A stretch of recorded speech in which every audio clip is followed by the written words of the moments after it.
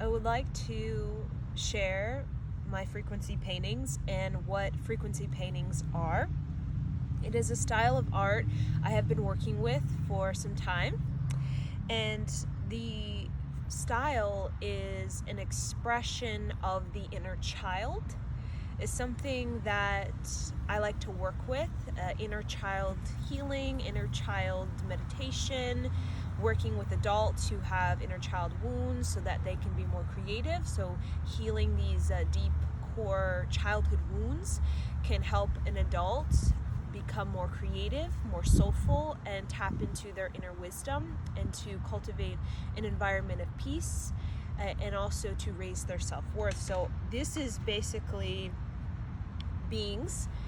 Each, if you go deep, if you look closely, you can see that each is a being, and I like to call them interdimensional beings, creative beings, like Pleiadians, that help people in this physical life navigate through Earth, by helping them to enhance their creativity. So frequency paintings like tankas, like yantras, you put them around the house. So there's a point where I had them basically on every wall space of my house, and what they do is they transmit this frequency, basically creating a portal, we could say, right? A portal to a higher dimensional realm.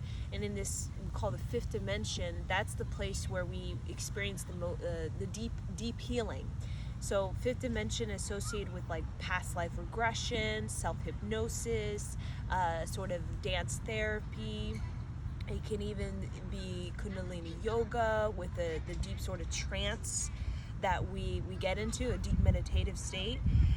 And this is the fifth dimension, where children are basically 24/7 with their energy. And you can tell, like, children very, very different from adults. They have a frequency that's very different than adults. So this is a way to help everybody, help myself, but help everybody really connect to the frequency of the child, so that they can start to integrate talents and gifts that are very soulful and that are connected to the earth. So it's a way of really tapping into unconditional love,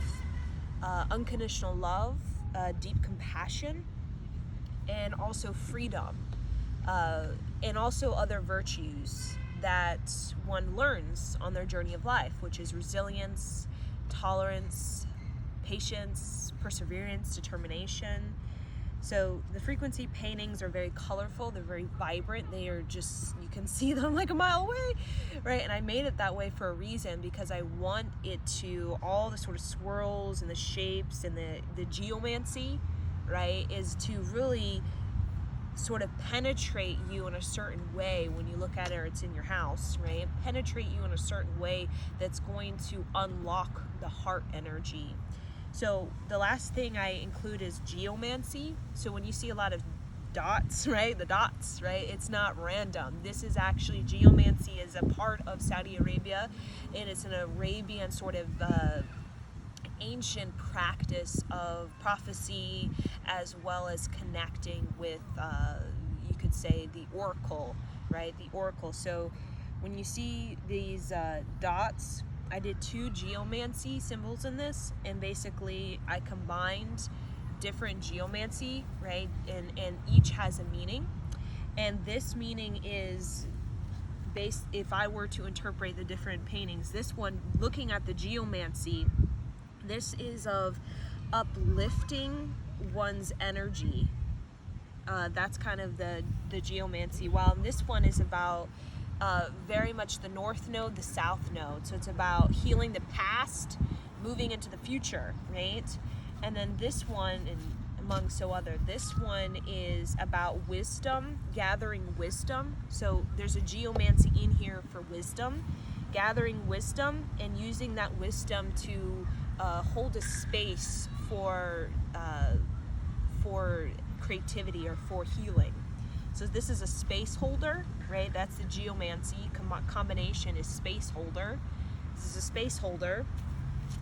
This is this is a portal of change, right? Past and present, moving into the future. So a timekeeper, we'll say, a timekeeper. And then this being is, this one's a healer of the ages when it comes to the geomancy combination. So I just wanted to share what frequency paintings are and kind of my style of art and how it's rooted in a sort of ancient practice of geomancy, but it includes also mantra as well as the kind of colors, bright colors, and that theme is the inner child, healing the inner child so that one can be very creative and be more fearless, which is a part of the practice of Kundalini Yoga. The deathlessness, right, when we do our morning sadhana, is about being more fearless, about being more creative, and just going for it, whatever that may mean for you. Following your heart and having the energy of your heart, the passion, the sort of resilience, the high energy of your heart to actually continue to be brave and bold enough to raise your consciousness, to fulfill whatever it is that you need to fulfill in this life, to really feed and nourish your incarnation. So thank you.